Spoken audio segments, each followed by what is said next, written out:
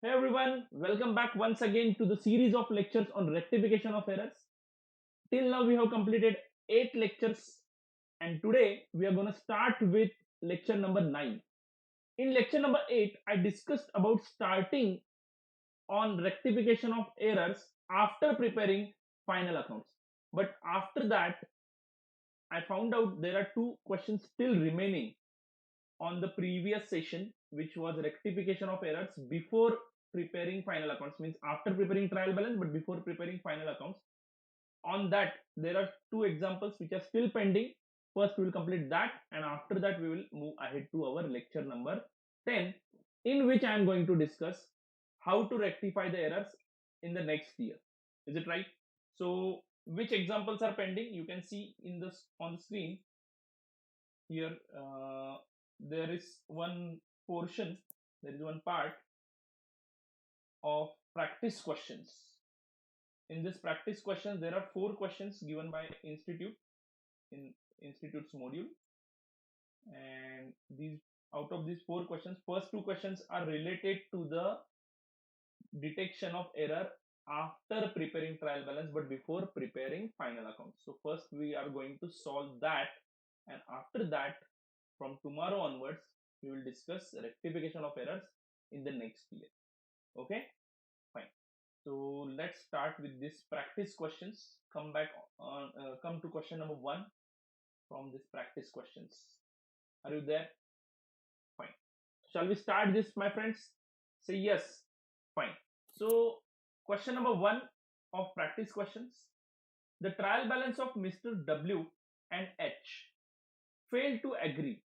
The difference rupees 20,570 was put into suspense pending investigation, which disclosed that. So there was a difference of 20,570 that has been transferred to a suspense account, and investigation is still pending, means location of error is still in the process. And after that, this investigation disclosed these errors. How many errors are there? Total 9 errors are there, of which you have to you are required to prepare or pass rectification entries without narration. Very good. Institute is not expecting narrations from you. So whenever such kind of note is there in your question, then only don't write narration. Otherwise you have to write it. It's accounts, right? Narrations are mandatory. अगर institute आपको explicitly expressively बताता है कि narrations आप मत लिखो, तो आप मत लिखो narrations. Do you get it? Fine. So pass the rectification entries without narration to correct the above errors before preparing annual accounts. So question is very clear, my friend. Before preparing final accounts, you have to pass rectification entries. Means errors are located before preparing final accounts. This is question number 1. One more question is still asked here. Prepare a statement showing effect of rectification on the reported net profit before correction of these errors.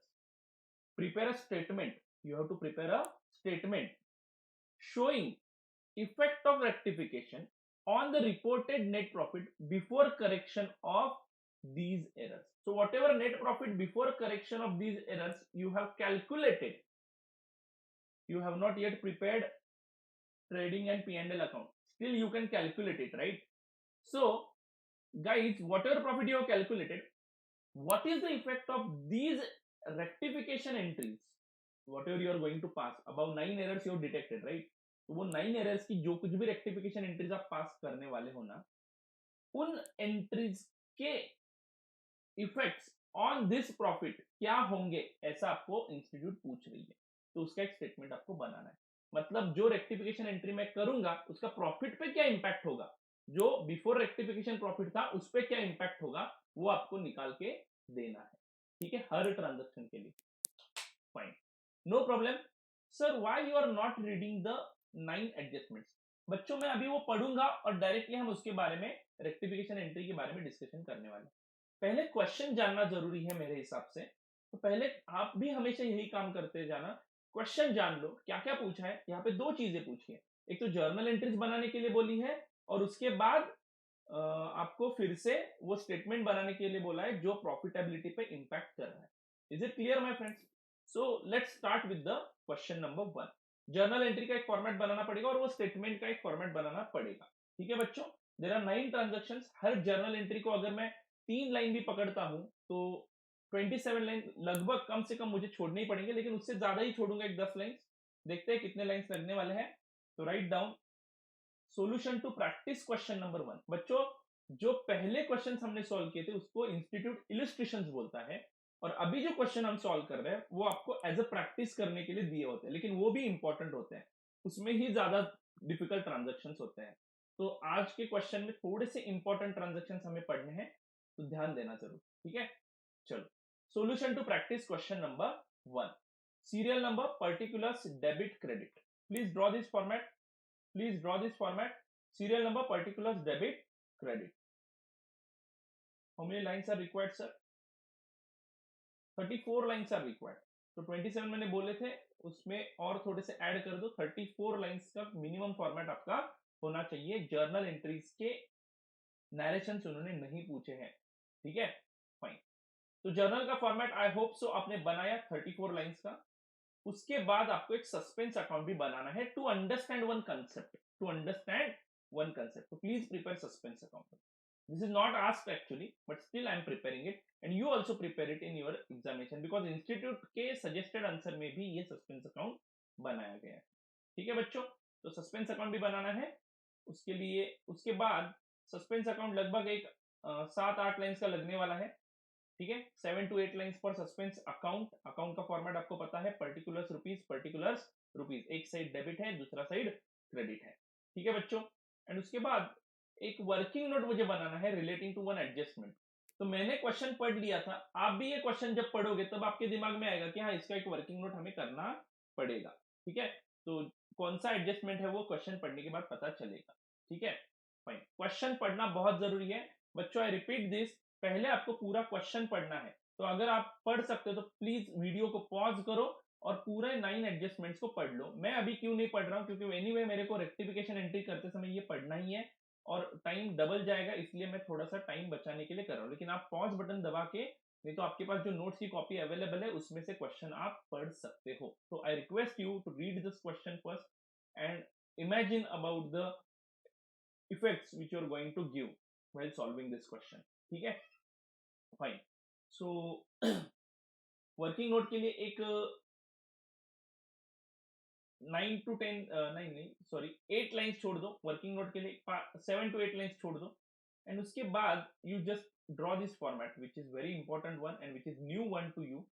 Simply write down effect of correction of error on the net profit. Just right it down. सिर्फ मतलब कोई format वगैरह draw नहीं करना है, सिर्फ heading लिखना. Adjustment number wise, मतलब देयर आर 9 एडजस्टमेंट, बराबर है ना. तो पूरे 9 एडजस्टमेंट्स के जो कुछ भी इफेक्ट्स होने वाले हैं नेट प्रॉफिट पे, वो मैं हर एक एडजस्टमेंट के लिए लिखूंगा. अगर कोई प्रॉफिट पे इफेक्ट नहीं कर रहा है तो नो इफेक्ट ऑन प्रॉफिट ऐसे भी लिखूंगा. I hope you are getting it. तो बच्चों चलो फटाफट ये हेडिंग लिख दो, बस दैट्स इट.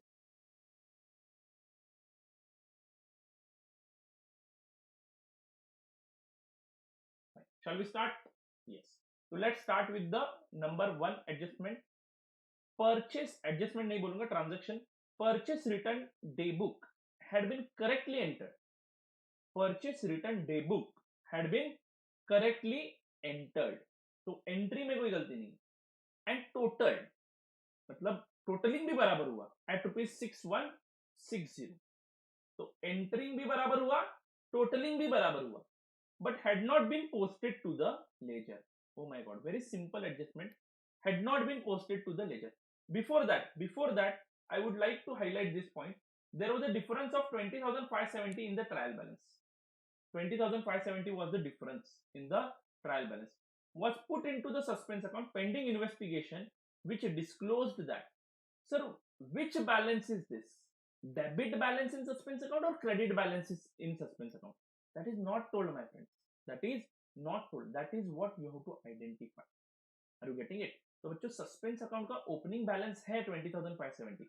तो इन सभी एरर्स का अगर मैं टोटल डेबिट क्रेडिट का इफेक्ट कलेक्ट करता हूं, तो अगर वो 20,570 हो रहा है तो हम बता सकते हैं कि 20,570 डेबिट बैलेंस है या क्रेडिट बैलेंस, बट बैलेंस कितने का आना चाहिए 20,570।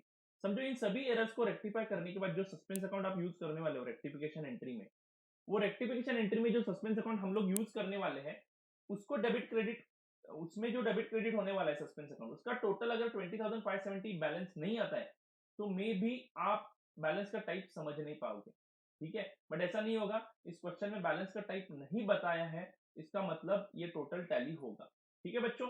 जाके देखते हैं आगे मैं क्या बात कर रहा हूँ, ठीक है। तो 20,570 अगर मेरे पास डेबिट बैलेंस बताया होता तो मैं सस्पेंस अकाउंट में जाता सिंपली और इस साइड में लिख देता, डेबिट साइड में मैं यहाँ पे कहीं पे लिख देता टू बैलेंस ब्रॉट डाउन कर। अगर क्रेडिट बैलेंस बताया होता तो क्रेडिट साइड में लिख देता, आर यू गेटिंग इट। लेकिन बैलेंस का टाइप ही नहीं बताया तो 20,570 आई कांट राइट, बिकॉज कौन सी साइड पे लिखोगे दैट इज द क्वेश्चन, इसमें से कौन सी साइड पे लिखोगे डेबिट या credit, that is the question. So leave it pending, आगे बढ़ते हैं, एडजस्टमेंट देखते हैं। परचेज रिटर्न बराबर एंटर किया, टोटलिंग भी बराबर किया, लेकिन पोस्टिंग रह गया। अब बच्चों ध्यान दो, purchase return day book has been correctly entered, concept clear होने चाहिए आपके। ये परचेज बुक है हमारा, बराबर है, तो इसमें मैं to mister X, mister Y, mister Z ऐसे लिखता जाता हूं। जब मैंने मिस्टर एक्स का नाम लिखा, इमीडिएटली लेजर अकाउंट में भी मिस्टर एक्स के खाते में मैं इमीडिएटली इफेक्ट देता हूं, टोटलिंग होने तक रुकता नहीं हूं मैं। समझ में आ रहा है क्या? तो मिस्टर एक्स के खाते में पोस्टिंग नहीं हुआ, या परचेस अकाउंट का जो टोटल हम लेके परचेस अकाउंट में पोस्ट करते हैं उसका टोटलिंग नहीं हुआ, उसका पोस्टिंग नहीं हुआ। मतलब इंस्टीट्यूट कहना क्या चाह रही है, are you getting my question? Mister X के खाते में पोस्टिंग नहीं हुआ या परचेस अकाउंट में पोस्टिंग नहीं हुआ, यह समझना बहुत जरूरी है। मैं क्वेश्चन को अगर पूरा पढ़ता हूं तो क्या समझ में आ रहा है, वो लाइन को अगर मैं पूरा पढ़ता हूं तो क्या समझ में आ रहा है, purchase return day book had been correctly entered and total. तो परचेस डे बुक का मैंने टोटल करेक्टली लिया है और इस टोटल की बात की जा रही है। ये टोटल मैं कहां पे पोस्ट करता हूं बच्चों, ये टोटल मैं परचेस अकाउंट में पोस्ट करता हूं, यानी परचेस अकाउंट में पोस्टिंग रह गया है आपका, पार्टियों के अकाउंट में हम उसी वक्त पोस्ट करते हैं जिस वक्त हमने ओरिजिनल ट्रांजैक्शन रिकॉर्ड किया। I hope you know this concept which we have learned in subsidiary books, right. हाँ, with this background what will be the journal entry, purchase का डेबिट नहीं हुआ है तो लेट्स डेबिट परचेस अकाउंट, तो debit करूंगा मैं purchase account.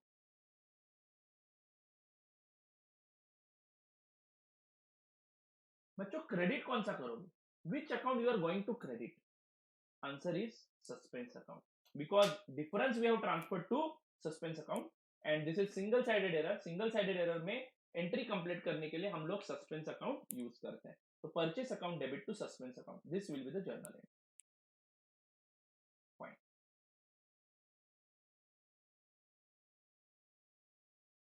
Can you please write this transaction number 1, entry will be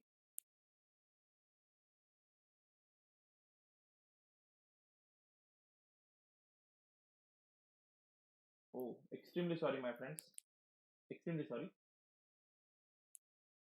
purchase return मैंने पढ़ना भूल गया, मैं परचेस पढ़ लिया मैंने, देखो ये आपसे भी मिस्टेक हो सकती है, that's why reading is very important, ठीक है बच्चों। तो please excuse me for this error and now understand this once again. Purchase return day book had been correctly entered and total at ₹6160, कुछ नहीं है, उल्टा है, सिर्फ मैं परचेस के बारे में बात कर रहा था, अब परचेस रिटर्न की बात हो रही है। अगेन वही वही लॉजिक है, ये परचेस रिटर्न बुक है, मिस्टर एक्स से जब गुड्स वापस आएंगे तो हम परचेस रिटर्न यानी हमारे पास गुड्स, हम वापस गुड्स भेज रहे हैं, यानी परचेस रिटर्न हमेशा क्रेडिट होता है, मिस्टर एक्स डेबिट होगा, तो मिस्टर एक्स के डेबिट में मैंने इफेक्ट दिया होगा, मिस्टर वाई के डेबिट में मैंने इफेक्ट दिया होगा, उसके बाद टोटल लिया होगा 6160 और ये परचेस रिटर्न के खाते में क्रेडिट साइड को जाएगा ना, क्योंकि हमेशा परचेस रिटर्न क्या होता है, क्रेडिट होता है, गुड्स आर गोइंग आउट। देखो रिटर्न शब्द नहीं पढ़ा तो क्या प्रॉब्लम हुआ, आर यू गेटिंग इट? तो 6160 परचेस रिटर्न के क्रेडिट में गया by total as per purchase return book, ऐसे लिखना हमने, ऐसे नहीं लिखा हमने, इज इट राइट? तो purchase return we have not credited, let's credit it, so which account will be debited, suspense account will be debited. ऐसी सिली मिस्टेक हो सकती है, suspense account debit to return outward account, return outward यानी purchase return account. Is this clear to you my friends? 6160 6160, I hope you get this now. Narration लिखने की जरूरत नहीं है, ठीक है। I am extremely sorry for the error which I have made while reading, I read it as purchase day book, purchase return book पढ़ना चाहिए था हमें, ठीक है, रिटर्न परचेस रिटर्न बुक है, extremely sorry, fine, it doesn't matter, ज्यादा कुछ फर्क नहीं पड़ने वाला है।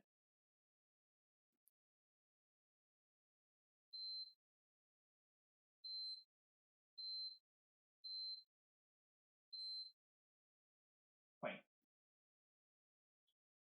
सो let's go ahead, next transaction, ठीक से पढ़ते हैं बच्चों, ध्यान देना।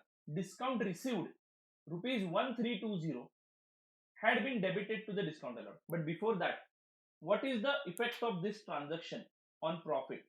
बच्चों आपको समझ में आ रहा है, हमने पूरा ट्रायल बैलेंस बनाया है, ट्रायल बैलेंस टैली नहीं हो रहा है, फिर भी हम प्रॉफिट निकाल सकते हैं कि नहीं? यस, जो कुछ भी ट्रायल बैलेंस टैली नहीं हो रहा है वो फर्क हमने सस्पेंस अकाउंट को पोस्ट कर दिया है, उसके बेसिस पे अगर मैं P&L अकाउंट बनाता हूं तो ट्रायल बैलेंस में जितने भी नॉमिनल अकाउंट्स हैं, जितने भी नॉमिनल अकाउंट्स हैं वो सारे के सारे P&L अकाउंट में जाएंगे। ट्रायल बैलेंस में जितने भी रियल अकाउंट्स हैं वो सारे के सारे बैलेंस शीट के एसेट साइड में जाएंगे। ट्रायल बैलेंस में जितने भी पर्सनल अकाउंट्स के डेबिट बैलेंसेस है वो एसेट में जाएंगे, पर्सनल अकाउंट के क्रेडिट बैलेंसेस लायबिलिटीज में जाएंगे। Is this clear to you? तो ये बैलेंस शीट में थोड़े आइटम्स जाएंगे, लेकिन जो आइटम्स P&L में जाएंगे, इनकम क्रेडिट साइड को जाएगा, एक्सपेंस डेबिट साइड को जाएगा, नेट ऑफ करूंगा तो नेट बैलेंस आ जाएगा, डेबिट प्रॉफिट नहीं तो लॉस, नेट प्रॉफिट नहीं तो नेट लॉस आ जाएगा। I hope you are getting my discussion. तो वो जो नेट प्रॉफिट और लॉस है, सर सस्पेंस अकाउंट का बैलेंस कहां पे जाएगा? सस्पेंस अकाउंट अगर क्रेडिट बैलेंस दिखा रहा है तो वो लाइबिलिटीज में दिखाएंगे, एंड अगर डेबिट बैलेंस दिखा रहा है वो एसेट्स में दिखाएंगे, नहीं तो उसको कैपिटल में एडजस्ट करेंगे। उसके बारे में बातचीत हमें करनी है अगले सेशन में, जब हम फाइनल अकाउंट्स बनाते हैं सस्पेंस अकाउंट में बैलेंस छोड़ के, तब सस्पेंस अकाउंट कहां पे दिखाना है उसके बारे में डिस्कशन में अगले लेक्चर में जरूर करने वाला हूं, ठीक है बच्चों। लेकिन अभी फिलहाल समझ लो, हम प्रॉफिट एंड लॉस अकाउंट में प्रॉफिट निकालते हैं बिफोर रेक्टिफाइंग एरर। तो समझ लो 1,00,000 रुपए का प्रॉफिट आया और उसके बाद ये एरर डिटेक्ट हुआ, तो वो 1,00,000 का प्रॉफिट जो आपने निकाला है उस पे इस रेक्टिफिकेशन का क्या इंपैक्ट होगा? तो देखो बच्चों, सस्पेंस अकाउंट डेबिट हो रहा है, सस्पेंस अकाउंट कोई मीनिंग नहीं है, वो एक डिफरेंस अमाउंट है जो हमने टेम्पररी पीरियड के लिए सस्पेंस अकाउंट में रखा है और उसको ही यूज करके मैंने रिटर्न आउटवर्ड को क्रेडिट किया। यानी इस एंट्री में हमने क्या किया, जो रिटर्न आउटवर्ड हमने नहीं क्रेडिट किए थे वो अभी हमने कर दिए, रिटर्न आउटवर्ड क्रेडिट कर दिए, यानी रिटर्न आउटवर्ड का बैलेंस बढ़ गया। और रिटर्न आउटवर्ड आप कहां से माइनस करते हो? परचेस के फिगर में से माइनस करते हो ट्रेडिंग अकाउंट में। जब आप फाइनल अकाउंट बनाते हो तो परचेस रिटर्न के परचेसेस में से रिटर्न आउटवर्ड आप माइनस करते हो, यानी ये 6160 क्रेडिट हुआ एक्स्ट्रा, मतलब आपके परचेसेस में से 6160 और माइनस होंगे। परचेसेस कम हुए तो प्रॉफिट पे इंपैक्ट क्या होगा बच्चों? ऑलरेडी 1,00,000 जो रिपोर्टेड प्रॉफिट था उस पे इंपैक्ट क्या होगा? आपका प्रॉफिट बढ़ जाएगा बच्चों, परचेसेस कम हुए तो प्रॉफिट बढ़ जाएगा। तो what is the effect of this transaction on the profit calculated by you is what you have to give in that working note, in that statement. So come to that statement, please come to that statement and write down here number 1, adjustment number 1, purchase return increase, therefore profit shall be also increased by rupees 6160. I hope you do get this point. Please write it down. You can't see it now, you can see it. Please write it down in this working note. Purchase returns increase, therefore profit shall also be increased by rupees 6160. Is it clear to you my friends? Yes.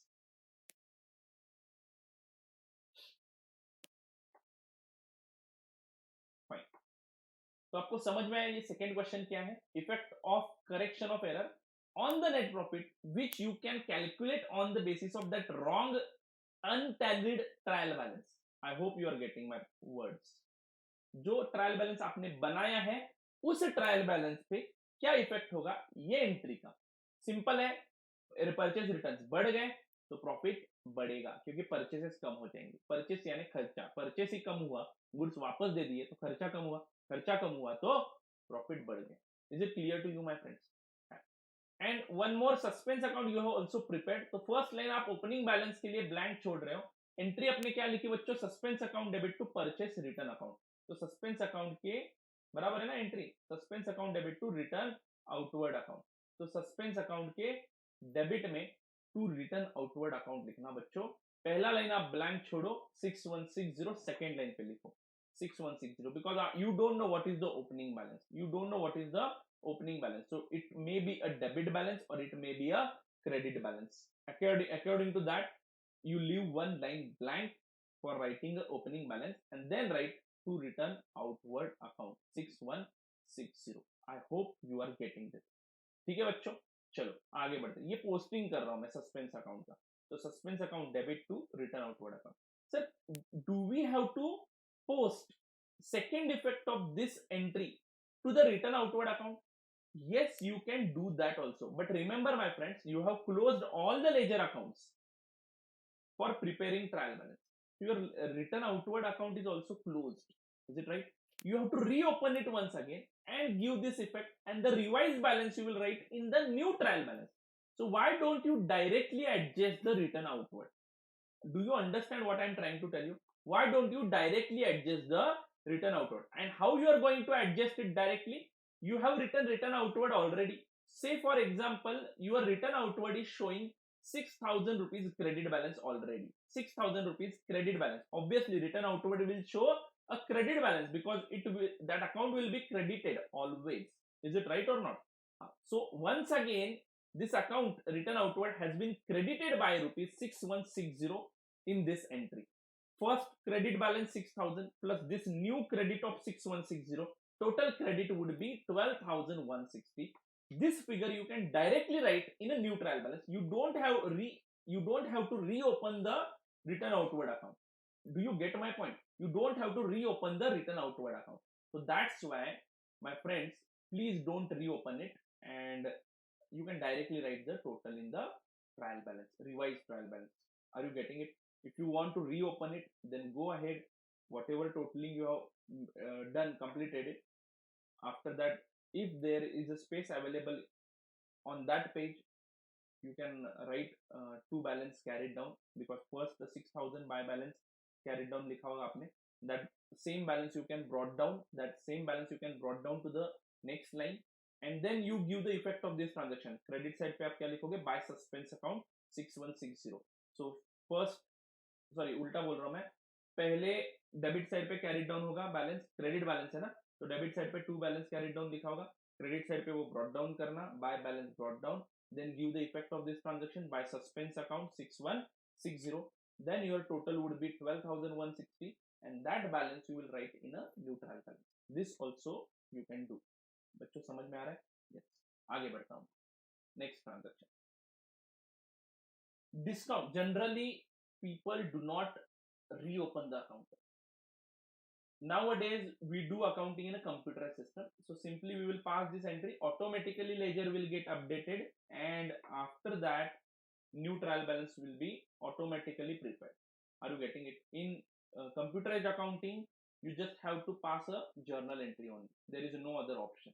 But while writing accounts manually, you can understand how many lines to leave for a particular account. Suppose that return outward account is closed over there only, on that page only. There is no space left for writing this entry. Then what you have to do? You have to reopen the return outward account on any other page. आगे जाके कहीं पे आपको ये फिर से suspense account बनाना पड़ता है, सस्पेंस नहीं, रिटर्न आउटवर्ड अकाउंट बनाना पड़ता है, और उस रिटर्न आउटवर्ड अकाउंट में इसका इफेक्ट दिया जाएगा। ठीक है बच्चों, वहां पे पेज नंबर का रेफरेंसिंग देना पड़ता है, कंटिन्यूड ऑन पेज नंबर 24। अगर समझो पहला अकाउंट 2 नंबर के पेज पे है, और समझो 224 नंबर के पेज के बाद आपका पेजेस ओपन है, तो वहां का रेफरेंस देना पड़ता है, ये अकाउंट कंटिन्यू किया उस पेज पे। मैनुअल अकाउंट्स में ऐसा होता था। Now it is computer system में इसकी क्वेरी नहीं है इनकी, क्योंकि anyway we are going to pass journal entry, that's why I always use to teach you journal entry. Do get it? And journal entries ही हमें सीखनी है। चलो आगे बढ़ता हूं बच्चों। Discount received 1320 had been debited to the discount allowed. ध्यान देना बच्चों, देखा आपने गलती होती है तो क्या प्रॉब्लम हो जाएगा, समझ में आ रहा है क्या? सिर्फ मैंने रिटर्न शब्द नहीं पढ़ा, पूरा पिक्चर बदल गया। 0 मार्क्स आएंगे वो एंट्री लिखने के बाद। बराबर थी एंट्री, बट गलत पढ़ने के कारण वो गलत हो गया। सिर्फ रिटर्न वर्ड पे मैंने ध्यान नहीं दिया, इसके कारण ऐसा हुआ। आप ये गलती एग्जाम में मत करना, ठीक है बच्चों? यस, इसीलिए तो बोलता हूं पढ़ना बहुत जरूरी है। Discount received 1320 had been debited to discount allowed. 1320 का डिस्काउंट आपको मिला है जो अपने डिस्काउंट अलाउड को डेबिट किया। एंट्री क्या होनी चाहिए थी बच्चों? डिस्काउंट मिलने पे एंट्री क्या होनी चाहिए थी? डिस्काउंट आपको कौन देता है? डेटर देता है बच्चों, जिसके पास से पैसे, सॉरी क्रेडिटर देता है बच्चों, जिसको पैसा पे करना है वो हमें डिस्काउंट देगा। Is it right? तो creditor account debit to discount received, ये होना चाहिए था। Creditor account debit to discount received, ये एंट्री होनी चाहिए थी। Had been debited to discount allowed, तो you have debited discount allowed. Nothing is told about creditors, nothing is told about creditors. बच्चों डिस्काउंट रिसीव्ड क्रेडिट होना चाहिए था, you have debited discount allowed. So this error may have been done while posting the transaction. While posting the transaction, entry आपने बराबर की, discount cash book में गलती होने का चांस बहुत ही कम है बच्चों, क्योंकि ये तो पहले पेमेंट साइड को जाएगा। पेमेंट किया है मतलब पेमेंट साइड को जाके डिस्काउंट कॉलम में, डिस्काउंट रिसीव्ड कॉलम में लिखा होगा। लेकिन वो पोस्टिंग करते समय डिस्काउंट रिसीव्ड की जगह पे आपने डिस्काउंट अलाउड अकाउंट में पोस्टिंग कर दिया। Are you getting it? तो ये एंट्री के समय गलती नहीं हुई है, क्रेडिटर्स अकाउंट में कोई गलती नहीं है, ऐसे मान के चलते हो तो बहुत ही सिंपल एंट्री बनेगी, rectification entry. Discount received credit होना चाहिए था। I hope you are getting it. Creditors के खाते में कोई गलती नहीं है, क्योंकि क्वेश्चन में स्पेसिफिकली बोला है तभी तो वैसा इफेक्ट लोगे। सिंपली यहाँ पे क्या बोला है? Discount received had been debited to discount allowed. Basically discount received credit होना चाहिए, बट आपने क्या किया? डिस्काउंट अलाउड को ही डेबिट कर दिया। तो डिस्काउंट अलाउड का डेबिट हटाओ, डिस्काउंट अलाउड का डेबिट हटाना है मेरे को, तो बच्चों डिस्काउंट अलाउड का डेबिट हटाना है तो उसको क्रेडिट करना पड़ेगा।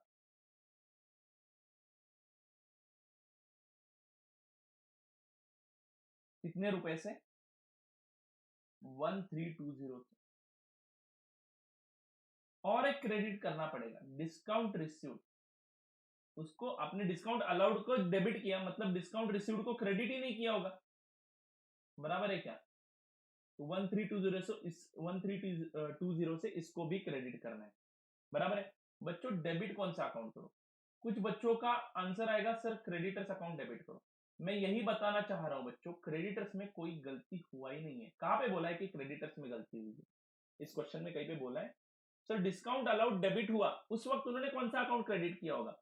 बच्चों कंसेप्ट को समझ, कंसेप्ट को समझ लो। हम सब्सिडरी बुक्स जब बनाते हैं तब हम 3 कॉलम्स बनाते हैं। ये पर्टिकुलर क्या होता है?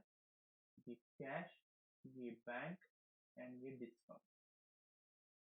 पेमेंट किया मतलब इस साइड को ही आएगा, मिस्टर एक्स को पेमेंट किया, मिस्टर एक्स हमारा क्रेडिट है, समझो 10,000 रुपए हमने पे किए एंड डिस्काउंट मिला 1320।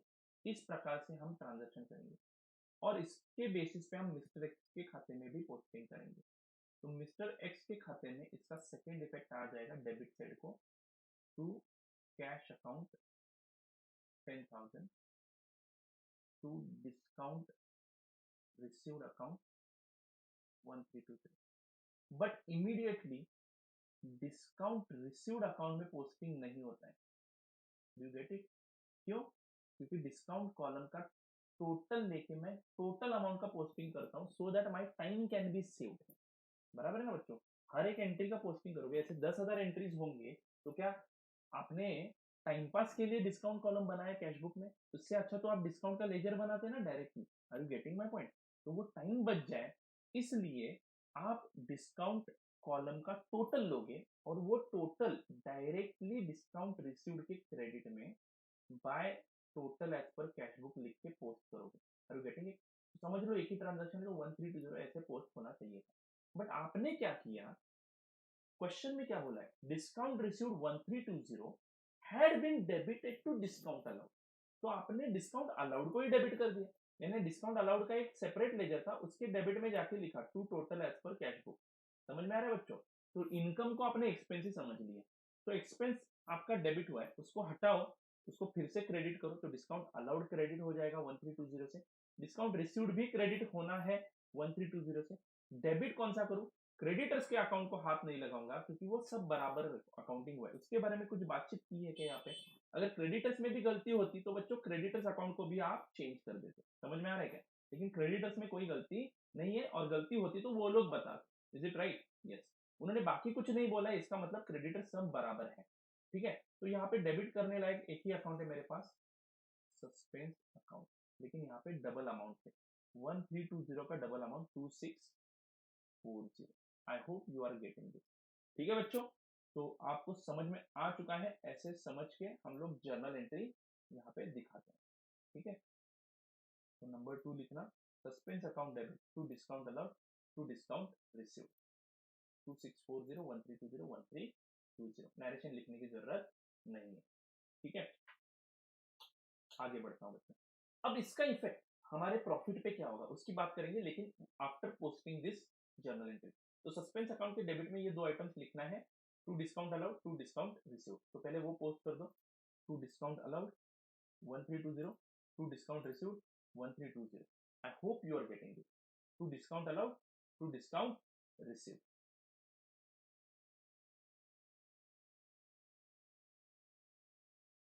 ठीक है बच्चों, हाँ आगे बढ़ता हूं।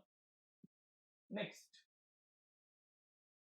अब बोलो इस ट्रांजैक्शन का हमारे प्रॉफिट पे इंपैक्ट क्या होगा। सर ये प्रॉफिट का इंपैक्ट बीच में ही कहां से आया, क्योंकि मुझे बच्चों एक अगला कंसेप्ट आपको समझाना है। वो समझने के लिए ये कैलकुलेशन आपको समझ में आनी चाहिए। ये एरर डिटेक्ट होने के पहले हमने कुछ प्रॉफिट निकाला होगा। अगर मैंने P&L एंड बैलेंस शीट बनाई होती सस्पेंस अकाउंट रख के, समझो मैं बहुत एरर्स ढूंढने का ट्राई कर रहा हूँ लेकिन एरर्स मिल ही नहीं रहे, तो मैं चुप नहीं बैठूंगा बच्चों, आगे बढ़ूंगा। मैं P&L account and balance sheet बनाऊंगा। वो सस्पेंस का जो कुछ भी फर्क है वो सस्पेंस अकाउंट में ही रह जाएगा। उसका क्या करना है वो हमें अगले लेक्चर में देखना है।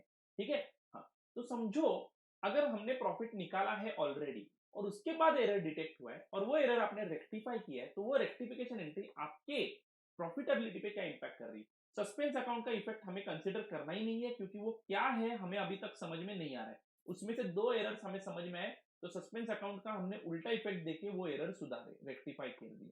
तो उस एरर में, पहले एरर में क्या हो रहा था, रिटर्न आउटवर्ड का बैलेंस बढ़ रहा था, उसके कारण मेरा प्रॉफिट कम हो रहा था। यहाँ पे देखो बच्चों, डिस्काउंट अलाउड क्रेडिट हुआ। डिस्काउंट अलाउड एक खर्चा है, खर्चे को डेबिट बैलेंस होता है। खर्चे को कौन सा बैलेंस होता है, डेबिट बैलेंस होता है। और डेबिट बैलेंस को आप क्रेडिट कर रहे हो, यानी आपने खर्चा कम किया, और खर्चा कम किया तो प्रॉफिट बढ़ गया। तो ये 1320 आपका प्रॉफिट बढ़ाएंगे। As well as discount received को आपने क्रेडिट किया। डिस्काउंट रिसीव्ड एक मेरा इनकम है, ऑलरेडी उसको एक क्रेडिट बैलेंस है, और इस एंट्री में उसको आपने और एक बार क्रेडिट कर दिया तो और प्रॉफिट बढ़ेगा। तो टोटल 2640 से आपका प्रॉफिट बढ़ेगा, क्योंकि आपने पहले एक इनकम को खर्चा समझा था। वो खर्चा रिवर्स हुआ तो प्रॉफिट का इफेक्ट भी उल्टा हो जाएगा, प्रॉफिट आपका बढ़ जाएगा। खर्चा कम हुआ तो प्रॉफिट बढ़ जाएगा, और इनकम को रियली में ट्रीट किया आपने एज ए इनकम तो और प्रॉफिट बढ़ जाएगा।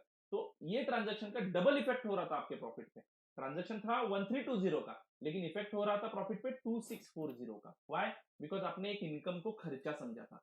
बच्चों इनकम को रिकॉर्ड ही नहीं करते आप, तो 1320 से आपका प्रॉफिट कम होता, लेकिन आपने रिकॉर्ड किया, वो भी एक्सपेंस किया। समझ में आ रहा है? तो आपका प्रॉफिट कम हुआ उसके कारण। तो ये प्रॉफिट जो कम हुआ वो हटाने के लिए हमने पहले डिस्काउंट अलाउड को क्रेडिट कर दिया, तो उसके कारण क्या हो गया, खर्चा कम हो गया और मेरा प्रॉफिट बढ़ गया।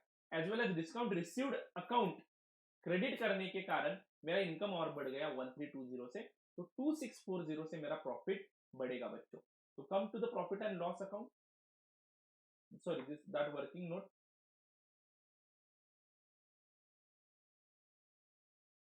एक लाइन ब्लैंक छोड़ो और लिखो, discount allowed decrease, discount received increase, so profit will increase by ₹2640। ये इंपैक्ट आपको पूछा था, effect of the rectification entry on the profit. Discount allowed decrease, discount received increase, so profit will increase by ₹2640, by ₹2640।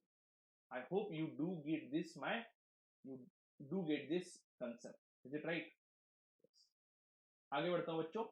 Next transaction, the sales account had been under added. Sales account बच्चों had been under added by ₹10,000, यानी totally कम हुआ। Under added मतलब add करते समय 10,000 से कम addition हुआ, यानी sales book is under cast by ₹10,000। और उसका इफेक्ट आपको पता है, सिर्फ सेल्स अकाउंट आपका गलत हुआ होगा, डेटर्स में कोई गलती नहीं है।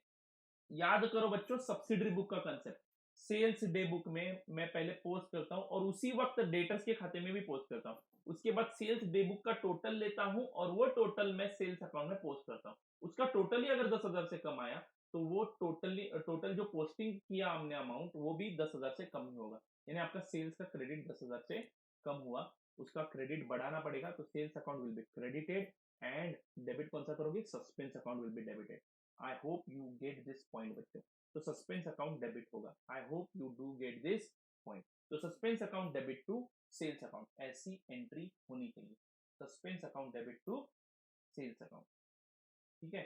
Suspense account debit to sales account, entry number 3, suspense account debit to sales account, 10,000 10,000। I hope you are getting this, ठीक है।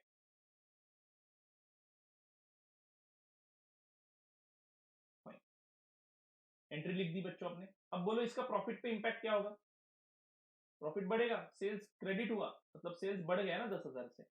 पहले आपने सेल्स 10,000 से कम रिकॉर्ड किया था, अब 10,000 पे सेल्स बढ़ गया, सेल्स बढ़ गया तो प्रॉफिट बढ़ जाएगा डायरेक्टली 10,000 रुपए से, बराबर है ना बच्चों। तो आ जाओ यहाँ पे और लिखो sales increase, so profit will increase by ₹10,000।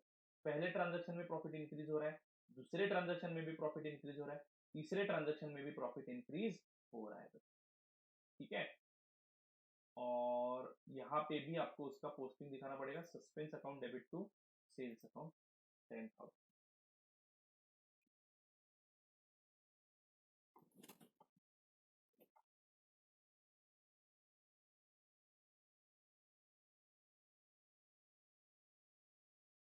ठीक, आगे बढ़ता हूं।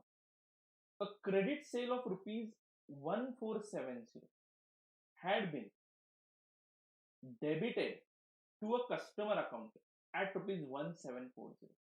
बच्चों एक क्रेडिट सेल किया था आपने 1470 का, had been debited to a customer account at ₹1740। Basically पहले एंट्री क्या होनी चाहिए, क्रेडिट सेल ऑफ ₹1470, उसकी एंट्री क्या होनी चाहिए, credit sale of ₹1470, customer account debit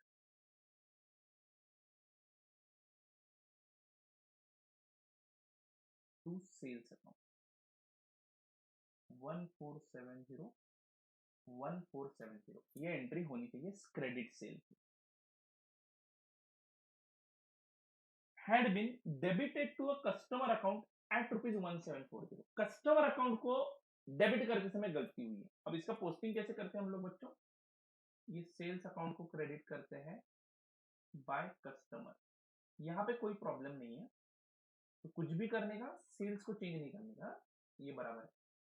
अब कस्टमर खाते की बात करते हैं, कस्टमर डेबिट टू सेल्स 1470 लिखना चाहिए। कितना लिखा आपने, कस्टमर को डेबिट ही किया ना, देखो जरा, had been debited to customer account at ₹1740, तो डेबिट ही किया, अच्छी बात है, एटलीस्ट डेबिट तो किया, लेकिन अमाउंट 1470 की जगह आपने क्या लिखा 1740, जैसे मैंने गलती की उस प्रकार की गलती हो गई, देखो, ठीक है बच्चों। तो 1740 कितने से एक्स्ट्रा डेबिट किया कस्टमर को, 1740 माइनस 1470, ₹270 से एक्स्ट्रा डेबिट किया, सिर्फ कस्टमर के खाते में झोल हुआ है, बराबर है क्या। तो कस्टमर को क्रेडिट करेंगे ना, तो टू कस्टमर एक्स्ट्रा डेबिट हुआ है तो कस्टमर को क्रेडिट करो, कितने से 270 से।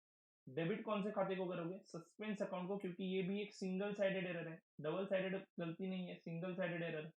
तो ₹270 will be credited. I hope you are getting, समझ में आ रहा है बच्चों। तो ₹270 विल बी क्रेडिटेड। तो बोलो suspense account debit to customer account, suspense account debit to customer, कहाँ पे है, journal entry number 4, suspense account debit to customer account 270।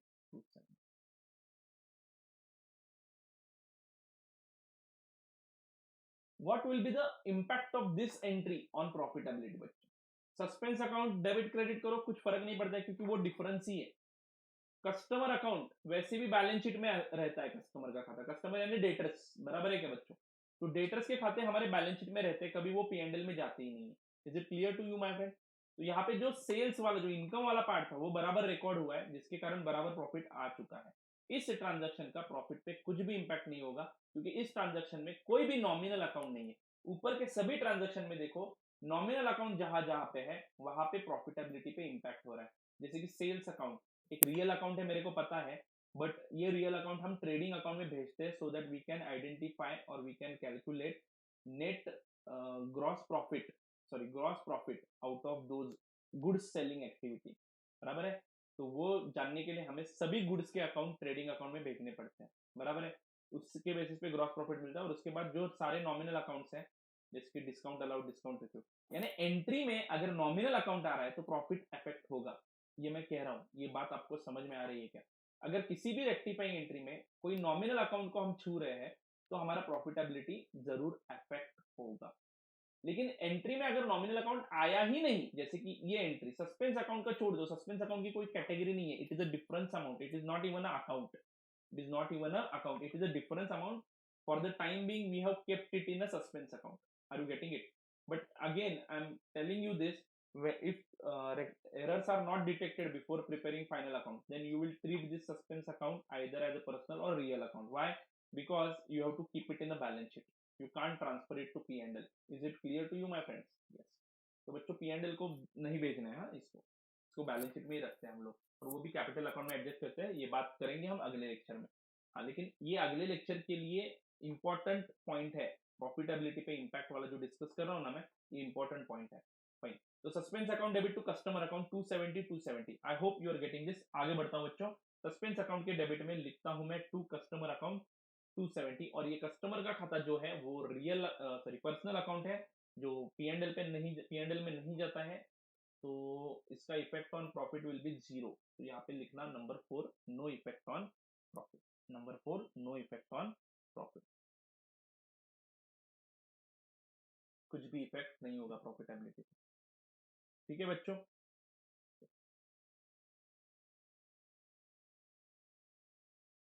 आगे बढ़ता हूं बच्चों, चलो let's go ahead, next transaction. A vehicle bought originally for rupees 7,000 4 years ago and depreciated 2 rupees 1200, depreciated 2 rupees 1200। so right now आपके balance sheet में vehicle कितना balance दिखा है? ₹1200 का बैलेंस दिखा है। तो you get it my friends, ₹1200 का बैलेंस दिखा रहा है व्हीकल, ठीक है, यानी 1200 का व्हीकल है आपका right now after depreciation, depreciated 2 rupees 1200 है। बाय रुपीज 1200 लिखा होता तो 7,000 में से 1200 रुपए डेप्रिसिएशन के जाते, बचा हुआ बैलेंस मेरे को बुक में दिखाना पड़ता। लेकिन अभी डेप्रिसिएटेड 2 रुपीज 1200 बोला है, यानी बचा हुआ जो डिफरेंस है, यानी 7,000 माइनस 1200, 7,000 माइनस 1200, ये 5,800 जो है वो हमारा व्हीकल का बैलेंस है। ठीक है बच्चों, तो व्हीकल अकाउंट आपको किस प्रकार से दिख रहा होगा? व्हीकल का लेजर,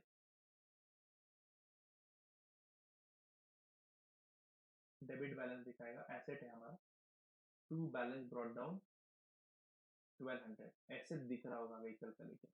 कौन से तारीख को? ये लास्ट डेट जो आपके क्वेश्चन में दिया है उस तारीख को। had been sold for rupees 1500, ये व्हीकल आपने बेच दिया in the beginning of the year, तो ये शुरुआत का बैलेंस है, 1200 रुपए शुरुआत से ही है बैलेंस, आपने वो व्हीकल बेच दिया, but no entries other than in bank account had been pass to the books. तो बच्चों व्हीकल बेचा, 1200 का व्हीकल आपने 1500 में बेचा, तो बेसिकली एंट्री क्या होनी चाहिए ये पहले समझ लो। 1500 रुपए मेरे पास आ जाएंगे, बराबर है, तो बैंक में पैसा आ गया, तो bank account debit, debit the receiver, bank account debit 1500 हो जाएगा। क्या बेचा आपने? व्हीकल, तो व्हीकल का जो कुछ भी बैलेंस है वो हम क्रेडिट कर देंगे, कितने रुपए का? 1200 रुपए का। अरे 1200 का व्हीकल आपने 1500 में बेचा, 1200 बच्चों क्या है? It is not a cost, it is a book value of that vehicle. ठीक है बच्चों, अभी बुक वैल्यू को ही मैं बोलूंगा, 1200 रुपए का व्हीकल 1500 में बेचा, तो आपका बुक प्रॉफिट कितने का हुआ? 300 रुपए का, बराबर है क्या? तो प्रॉफिट विल बी क्रेडिटेड बच्चों, तो to profit on sale of vehicle, book value के हिसाब से मैं बोलूंगा कि मेरे को 300 रुपए का प्रॉफिट हुआ। I hope you are getting it. There is one separate topic in your CA foundation course about depreciation, ठीक है, जिसमें ये बातचीत हम लोग करने वाले हैं, what is this WDV, what is this profit and all, बराबर है। बट जो बच्चे कॉमर्स स्ट्रीम से 11th 12th करके आए हैं उनको कोई प्रॉब्लम नहीं होनी चाहिए, ये एंट्री चीज समझने में। तो बच्चों एंट्री क्या होगी, देखो bank account debit 1500, profit on sale of vehicle 300, to vehicle account 1200। इसका इम्पैक्ट क्या होगा, व्हीकल के खाते में बाय बैंक जाएंगे 1500, और ये अकाउंट जब आप क्लोज करोगे 1500 1200 हो जाएंगे, उसमें से 300 रुपए यहाँ पे आ जाएंगे जो आप प्रॉफिट एंड लॉस अकाउंट को भेजने वाले हो। नहीं तो यहाँ पे आप क्या लिखोगे, to profit on sale of vehicle, तो उस अकाउंट से वो पी&एल अकाउंट में जाने वाला है। Profit on sale of vehicle account से वो पी&एल में जाएगा। Are you getting it? तो बच्चों ये सिंपल सा क्लोजिंग दिखाया मैंने, लेजर को क्लोज कैसे कर दिया मैंने, और उसके हिसाब से ही ये एंट्री बन गई। बैंक अकाउंट डेबिट हो गया 1500, to profit on sale of vehicle 300, to vehicle account 1200। तो ये जर्नल एंट्री होनी चाहिए। सिर्फ बैंक अकाउंट डेबिट किया आपने क्या किया बच्चों, क्वेश्चन में क्या दिया है, अदर देन बैंक अकाउंट हमने कोई भी इफेक्ट नहीं दिया है, तो बैंक अकाउंट का इफेक्ट बराबर गया है। तो bank has been debited by 1500, which two accounts you have not yet credited, these two accounts you have not yet credited, though that will be credited now, but which account you are going to debit now, you will debit suspense account, why, because जब आपने first time bank account को debit किया, सिर्फ debit का effect दिया, सिर्फ debit का effect दिया, कितने रुपए का, 1500 का, उस वक्त क्रेडिट का इफेक्ट आया ही नहीं, तो क्रेडिट में फर्क पड़ा होगा ना 1500 का, और फर्क आपने कहां पे ट्रांसफर करके रखा है, सस्पेंस अकाउंट में ट्रांसफर करके रखा है। तो बच्चों वो फर्क अब हम यूज करेंगे, सस्पेंस अकाउंट को आपने क्रेडिट किया होगा, उसको आप क्या करेंगे, हम डेबिट करेंगे, और इन दोनों अकाउंट को क्रेडिट करेंगे, यानी सिस्टमेटिकली आप सस्पेंस अकाउंट का बैलेंस इन दोनों अकाउंट को ट्रांसफर कर रहे हो। आपको कंसेप्ट समझ में आ रही है, इज इट राइट? यस, ठीक है, फाइन। तो कंसेप्ट अगर आपको समझ में आ रही है तो एक लाइक ठोकना जरूर, ठीक है, और कमेंट भी देते हो तो बहुत अच्छा लगेगा। फाइन। तो बच्चों क्या करना है मुझे, यहाँ पे लिखना है 5, suspense account debit to vehicle account to profit on sale of vehicle, ये एंट्री मुझे पास करनी है, ठीक है। तो चलो फटाफट एंट्री कॉपी करो।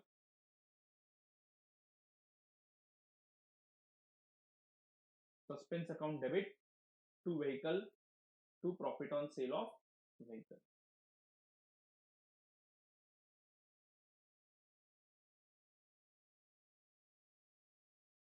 चलो इसका पोस्टिंग भी कर देते हैं। सस्पेंस के डेबिट में दोनों इफेक्ट दिखेंगे। सस्पेंस के डेबिट में to vehicle to profit on sale of vehicle 1200 300, ठीक है। और फिर इसका प्रॉफिट पे इंपैक्ट क्या होगा, देखो पहले बच्चों नॉमिनल अकाउंट कौन से इस एंट्री में वो देखना पड़ेगा हमें। सस्पेंस अकाउंट तक कोई काम ही नहीं है, मतलब वो बैलेंस शीट में ही दिखने वाला है, तो ये नॉमिनल नहीं बोलूंगा मैं इसको। हाँ, तो व्हीकल अकाउंट क्या ये नॉमिनल अकाउंट है? नो बच्चों, ये रियल अकाउंट था हमारा, बेच दिया व्हीकल इसलिए उसको क्रेडिट कर दिया, यानी इसका प्रॉफिटेबिलिटी पे impact will be 0। But this one is a nominal account because this is profit 300 rupees. आपकी जितने की बुक वैल्यू थी उससे ज्यादा पैसे मिले इसलिए प्रॉफिट बोल रहे हैं, वैसे तो ये प्रॉफिट नहीं है, इसका लॉजिक में आपको डिप्रिसिएशन टॉपिक में बताने वाला हूँ, ठीक है। हाँ, तो 300 रुपए प्रॉफिट ही बोलेंगे अभी बुक में, ठीक है। तो ये बुक का प्रॉफिट है, इसके कारण 300 रुपए से प्रॉफिट बढ़ेगा इस एंट्री के कारण। तो बच्चों एडजस्टमेंट नंबर 5 का इफेक्ट लिखता हूं मैं प्रॉफिटेबिलिटी पे, नंबर 5 का इफेक्ट लिख लो, आप भी जाओ उस वर्किंग नोट में। Because of profit on sale of vehicle profit will increase by rupees 300, तो 300 रुपए से प्रॉफिट बढ़ गया। अरे सभी ट्रांजेक्शन मेरा प्रॉफिट बढ़ा रहे हैं, अरे अच्छी बात है, प्रॉफिट बढ़ रहा है, खुश हो जाओ। चल आगे बढ़ू,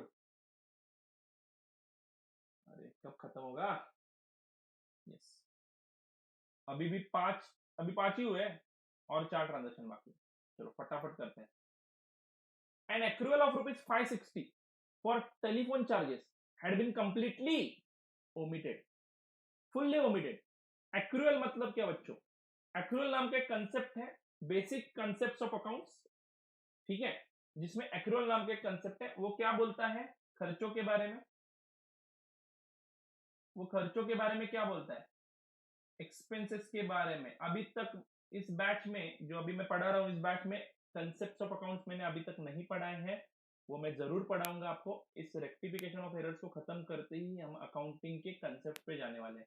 पूरा अकाउंटिंग प्रोसेस मैंने आपको एक्सप्लेन किया है, अब हम अकाउंटिंग कंसेप्ट अच्छे से पढ़ पाएंगे, ठीक है। तो अभी जिनको जो साइंस स्ट्रीम से है, जिनको कुछ समझ में नहीं आ रहा है, फिलहाल आप ध्यान दो, यहाँ पे थोड़ा सा समझ में आएगा, लेकिन कॉमर्स वाले बच्चों को ये जरूर समझ में आएगा। एक्सपेंसेस, बुक्स ऑफ अकाउंट्स में एक्सपेंस की एंट्री कैसे करनी है, on the basis of accrual, on the basis of accrual, तो expenses should be recorded or recognized in the account when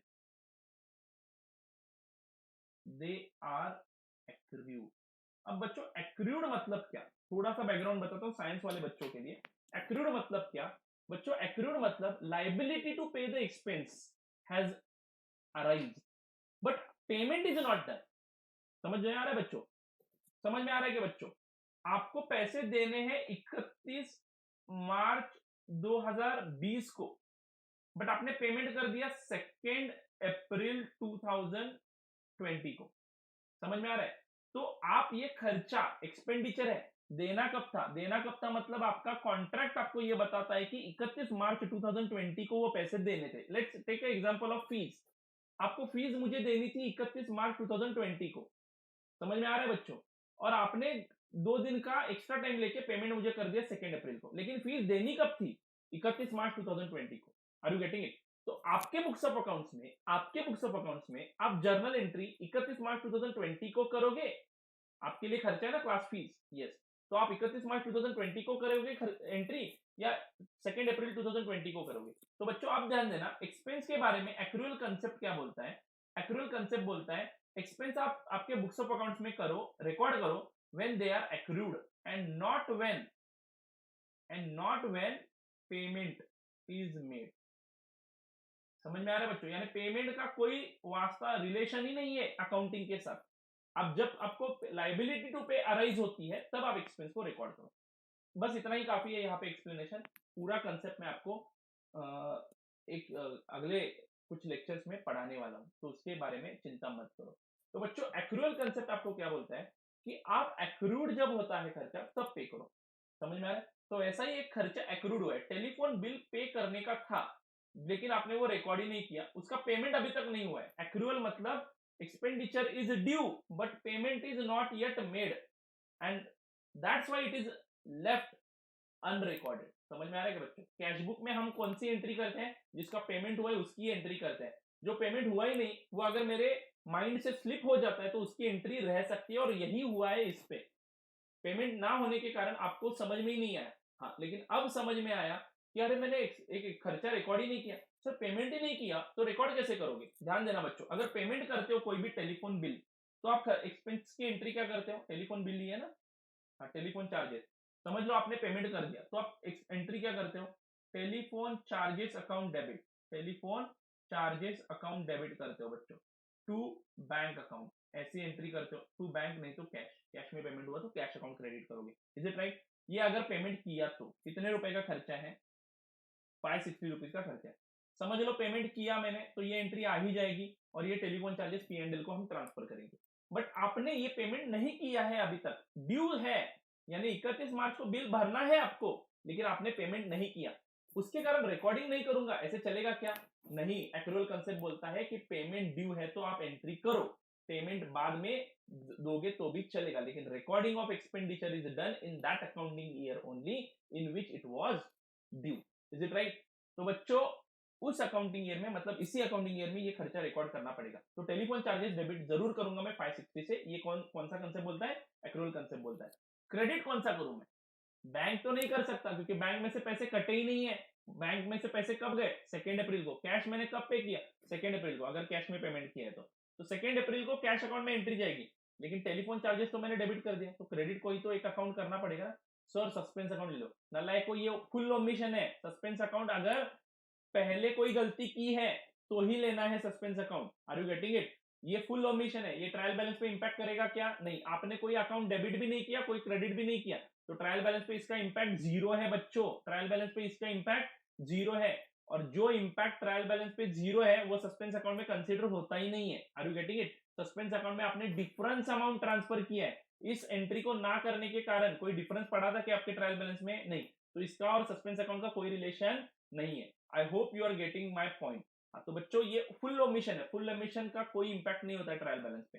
partial omission ऊपर देखे हमने, उसका इंपैक्ट होता है और वो डिफरेंसेस सस्पेंस अकाउंट में होते हैं. फाइन. तो telephone charges I will debit. Which account I am going to credit? For that you have to open one account, outstanding telephone charges. Outstanding telephone charges यानी एक लाइबिलिटी दिखाऊंगा. खर्चा अभी दिखाऊंगा मेरे बुक्स ऑफ अकाउंट में और उसकी एक लाइबिलिटी क्रिएट करके रखूंगा, और जब कभी भी 2 अप्रैल को आप इसका पेमेंट करोगे तब उस दिन ये अकाउंट आप क्या करोगे, डेबिट करोगे। तो आउटस्टैंडिंग टेलीफोन चार्जेस पेमेंट के दिन की भी बात बता रहा हूं आपको, 560 टू बैंक अकाउंट 560। थोड़ा थोड़ा समझ में आया तो भी काफी है। इस ट्रांजैक्शन को टिक करके रखो। मैं गारंटी देता हूं जिस दिन मैं आपको पूरे कंसेप्ट ऑफ अकाउंट्स पढ़ाऊंगा, उसके बाद हम फाइनल अकाउंट्स के क्वेश्चन सॉल्व करेंगे, उसके बाद आपको ये 101% समझ में आएगा। उसमें इतना एक्सप्लेनेशन देने की जरूरत ही नहीं है। अभी कैसे आप नए नवेले बच्चे हो और आपको थोड़ा सा कंसेप्ट का ज्यादा नॉलेज नहीं है, बट जो बच्चे कॉमर्स स्ट्रीम से आए हैं उनको ये पता होना चाहिए मेरे हिसाब से। ठीक है, फिर भी नहीं है तो टेंशन मतलब मैं हूं। Okay fine. तो ये एंट्री आपको करनी है, telephone charges account debit to outstanding telephone charges. चलो आगे बढ़ो। Telephone account debit to outstanding telephone charges. तो adjustment number, sorry transaction number 6, telephone charges account debit to outstanding expense account. No problem, outstanding expense account लिखा है। Outstanding expense लिखो, outstanding telephone charges लिखो, doesn't matter, लिख लो फटाफट। ठीक है, अब बोलो outstanding expense account is a liability बच्चों, it is a personal account. मतलब बीएसएनएल को पैसे देने, इसलिए बीएसएनएल कंपनी के लिए मैंने ये रिप्रेजेंटेटिव अकाउंट बनाया, तो it is a personal account. Mark आपके बुक में लिख के रखो, it is a personal account. तो ये बैलेंस शीट के लायबिलिटीज में दिखेगा। और ये टेलीफोन चार्जेस पी&एल को ट्रांसफर करते हैं because this is a nominal account. तो बच्चों ये टेलीफोन चार्जेस डेबिट हुआ, यानी खर्चा डेबिट हुआ, खर्चा डेबिट हुआ तो एक्सपेंस बढ़ गया, एक्सपेंस बढ़ गया तो प्रॉफिट कम हो गया। तो इस ट्रांजेक्शन का प्रॉफिटेबिलिटी पे क्या इंपैक्ट है बच्चों? इसमें सस्पेंस अकाउंट का कुछ है ही नहीं, तो सस्पेंस अकाउंट में कुछ पोस्टिंग होगा ही नहीं, बराबर है। हाँ, प्रॉफिट पे इंपैक्ट बताना है बस। तो telephone expense will increase, so profit will decrease. You just write profit will decrease by ₹560। Telephone expense will increase, so profit will decrease by ₹60।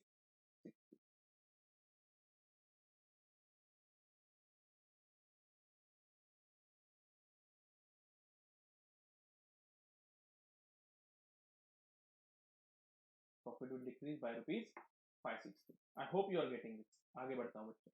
Suspense account पे कोई इंपैक्ट नहीं, क्योंकि सस्पेंस पर इसका कोई रिलेशन ही नहीं है, ये फुल ओमिशन है। हाँ, आगे बढ़ता हूँ। Important one transaction, again important one.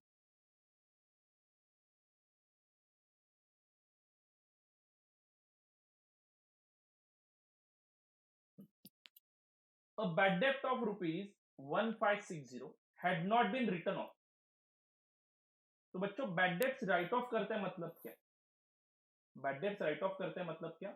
जो पैसे डेटर्स नहीं देने वाले हैं उनको हम डायरेक्टली लॉस करके डिक्लेयर करते हैं। समझ में आ रहा है बच्चों? तो bad debts had not been written off, तो 15-16 रुपीज आपके नहीं आने वाले हैं और वो आपका राइट ऑफ करना रह गए हैं। And the provision for doubtful debt should have maintained at the rate of 10% of the trade receivables, which are shown in the trial balance at rupees 23,390, with a credit provision for bad debts at rupees 2320, with a credit provision for bad debts at rupees 2320। Let's understand this one by one। 1560 का bad debt आपने right of नहीं किया है। Bad debt right of करना मतलब क्या, पहले समझ। मैंने पिछले किसी एग्जांपल में भी आपको ये कंसेप्ट थोड़ा सा बताया था, बैड डेट्स मतलब क्या। बच्चों किसी भी पार्टी को आप सेल करते हो, समझो मिस्टर एक्स को मैंने 1560 रुपए के गुड्स बेचे, तो mister X account debit 1560 to sales account 1560। इसका immediate profit and loss account पे इंपैक्ट क्या होगा? बाय सेल्स 1560 दिखाऊंगा। बच्चों कंसेप्ट समझना बहुत जरूरी है, ठीक है, तो ध्यान दें। तो 1560 से मेरा इनकम मैंने दिखाया। Is it clear to you? ये आपने 1 अप्रैल 19 को सेल किया था।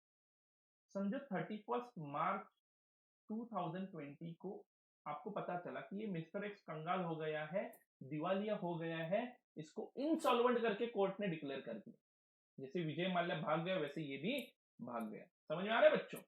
तो मिस्टर एक्स 1560 से डेबिट बैलेंस दिखा रहे मेरे बुक्स में, यानी इसके पास से 1560 आने वाले हैं, ऐसे मैं बोल रहा हूं। क्या ये पोजीशन बराबर है? आप मिस्टर एक्स के पास से 1560 आने वाले हैं। अभी ये आएंगे क्या? नहीं आएंगे, 1 रुपए भी नहीं मिलने वाला। तो मैं इसको इमीडिएटली क्या बोलने लगता हूँ? Bad debts. मतलब ये डेप्ट है, मुझे ये पैसे मिलने वाले हैं लेकिन ये अभी बैड हो गए, अभी ये बैड हो गए, मतलब ये नहीं आएंगे। तो बच्चों आपको इसको लॉस दिखाना पड़ेगा। ऑब्वियसली मिस्टर एक्स को क्रेडिट करेंगे, मिस्टर एक्स को क्रेडिट करना पड़ेगा। अभी मिस्टर एक्स मेरे बुक्स में से निकाल दूंगा मैं, क्यों? क्योंकि नहीं आने वाले, तो उसका बैलेंस में बुक्स में एज ए एसेट क्यों दिखाऊं? ये अभी एसेट नहीं रहा, ये अभी लॉस हो गया बच्चों, क्योंकि ये फोकट में गुड्स लेके गया, इसने 1 रुपया भी नहीं दिया, तो ये लॉस हो गया। इसको क्रेडिट करता हूं और डेबिट के लिए मैं एक एक्सपेंस अकाउंट खोलता हूं, that is bad debts account. ये है राइटिंग ऑफ बैड डेब्ट। तो पहला पार्ट आपको समझ में आया, ये आपका रह गया है। तो चलो एंट्री पास करते हैं। Bad debts account debit to mister X की जगह क्या लिखेंगे? Debtors account. समझ में आया बच्चों? पहला पार्ट आपको समझ में आया? करें नलय को बोलो, bad debts account debit to debtors account 1560। I hope you are getting it. तो यहाँ पे आता हूं मैं, क्योंकि क्वेश्चन में 2 पार्ट्स दिए हैं। पहला पार्ट क्या बोला है? अ बैड डेब्ट of rupees 1560 had not been written off, had not been written off. Let's write it off then. Okay, चलो लेट्स राइट इट ऑफ। कहाँ पे जाना है? जर्नल में जाना है। एडजस्टमेंट नंबर, ट्रांजेक्शन नंबर 7, पहला part bad debts account debit to trade receivable. Debtors को ही ट्रेड रिसीवेबल बोलते हैं हम लोग, बराबर है ना बच्चों? तो bad debts account debit to debtors account, ये लिख दिया आपने। First part is over. आगे बढ़ता हूं। And provision for doubtful debt should have been maintained at the rate of 10% of trade receivable which are shown in the trial balance at rupees 23,390। बच्चों trial balance में 23,390 जब आपने trial balance बनाया था, तब ये बैलेंस डेटर्स का कितना दिख रहा था? 23,390 रुपीज दिख रहा था। समझ में आ रहा है बच्चों? ट्रायल बैलेंस जब आपने बनाया था तब आपने ये बैलेंस 23,390 लिखा था। ट्रायल बैलेंस बनाने के बाद ये इतने रेक्टिफिकेशन एंट्रीज आपने पास किए हैं। कितने? Total 7 entries you have pass. बराबर है ना बच्चों? 7 entries you have pass. Are you getting it? इन 7 एंट्रीज का पहले कुछ इंपैक्ट हमारे डेटर्स के बैलेंस पे होता है कि नहीं, वो देखना पड़ेगा। क्योंकि ये जो फिगर दिया है 23,390, ये हमारा पुराना वाला नंबर है। समझ में आ रहा है बच्चों? तो एक एक एंट्री को मैं छान मारता हूँ, किसी एंट्री में ट्रेड रिसीवेबल अकाउंट है क्या देखता हूँ। इस एंट्री में है क्या? नहीं। इस एंट्री में है क्या? नहीं। इस एंट्री में है क्या? नहीं। अरे इस एंट्री में है क्या? है। कस्टमर अकाउंट दिख रहा है क्या? 270 रुपीज क्रेडिट हुआ है, यानी हमारा बैलेंस 23,390 डेबिट था और उसमें से 270 क्रेडिट हो गए, क्योंकि कुछ गलती हुई थी relating to the customer account.